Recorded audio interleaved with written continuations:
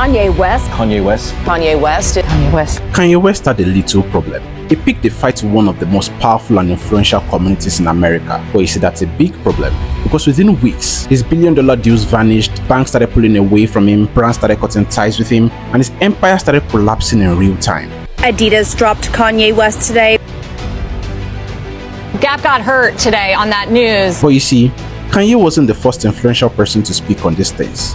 So why did it explode when he said it? And why do some people believe that there are some powerful organizations and networks that are controlling media, music, Hollywood, and finance? We'll talk about all of this in this video. But first of all, let's talk about Kanye. For years, Kanye was unstoppable. Musical icon, fashion icon, cultural genius. You know, he was the big dog. He's the kind of guy that does what he wants to do. He's the kind of guy that says what he wants to say. He's the kind of guy that says the things that you are afraid to say. I always felt like I could do anything. I am the #1 most impactful artist of our generation. I am Shakespeare in the flesh. He was very controversial, made bold statements, made risky moves. There was one time he had a slot for the Super Bowl ad, and instead of him to spend a lot of money on production, he just basically did a selfie video saying, "Hey y'all, this Ye, and it's my commercial. I want you to go to Yeezy.com. I got some shoes, and that's it." And that was it.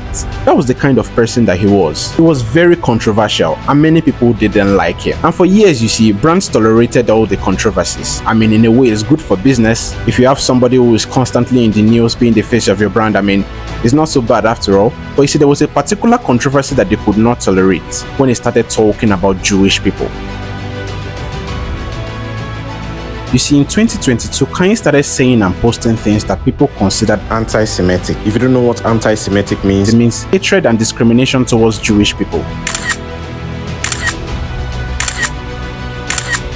He started accusing Jewish executives and Jewish people in businesses of controlling industries and exploiting black artists. 90% of black people in entertainment, from sports to music to acting, are in some way tied into Jewish business people, meaning that in some way, just like if Ram is sitting next to Obama or Jared sitting next to Trump, there's a Jewish person right there controlling the country, the Jewish people controlling that who gets the best video or not, controlling what the media says about me. It's a person, not Jewish. Let me just say one thing. But they are, though. That's the only thing. It just so happens that they are. The backlash was immediate. I woke up and burst into tears.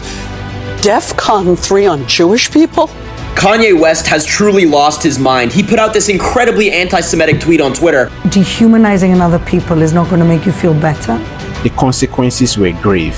Adidas dropped him immediately, Gap dropped him, Balenciaga dropped him, talent agencies cut ties with him immediately. He lost his billionaire status overnight because you see, the Yeezy and Adidas partnership was the energy behind his billionaire status, and immediately Adidas dropped him, his billionaire status went down the drain too. But why was the backlash so much? Why were the consequences so grave? People make bold statements all the time. Whether they were right or wrong, it didn't always get to this level. So why did this peak so much? To understand this, we have to understand a little bit about Jewish history.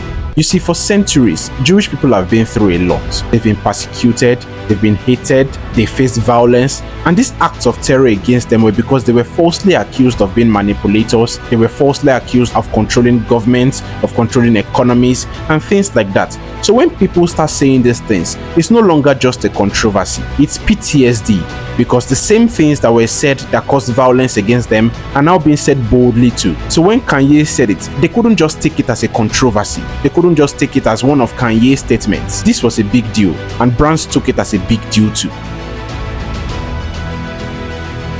But we also have to talk about why people believe these things. You see, people recognize patterns. In big industries like Hollywood, music, media, finance, law, there are very successful Jewish people there, and it has mostly been like that over time. And because of that, people created conspiracy theories that they controlled most things. But having successful people from a particular community in big industries doesn't necessarily mean anything, does it? And you see, one of the things that makes these conspiracy theories go even more viral is social media, because people understand curiosity, and the algorithm understands that too. So once people start talking about these things, people start eating it up, people start thinking, people start commenting, people start putting pieces together wonder whether they are real or not, whether they make sense or not, and it just starts going out of proportion. So after Kanye said this, the internet turned it into something else. The algorithm loves controversies. Interviews and clips from Kanye started moving all about. The algorithm kept propagating it, and it just blew out of proportion. Some people thought the statements were too provocative, that they were promoting anti-Semitism. Other people supported him and wanted him to continue talking. And why is because people want to know why some things happen. If the things that happen in the real world are all coordinated by a particular set of people, or if the world is just as it is. The issue went on for a long time, and Kanye really faced the consequences. Remember that at the beginning of this video, I said a lot of influential people have talked about these things for years. So why did it explode the way it did when Kanye said it? You see, Kanye wasn't just a normal influential person. He's considered one of the most influential people on earth. When he says some things, it's not the same as though some random person said it. It hits deeper. People believe that he is Kanye. If he said it, that means he knows something. People would believe it because Kanye said it. So that's why it exploded like that. Even up till now, Kanye is still facing the consequences of what he said in 2022. So what do we learn from this video?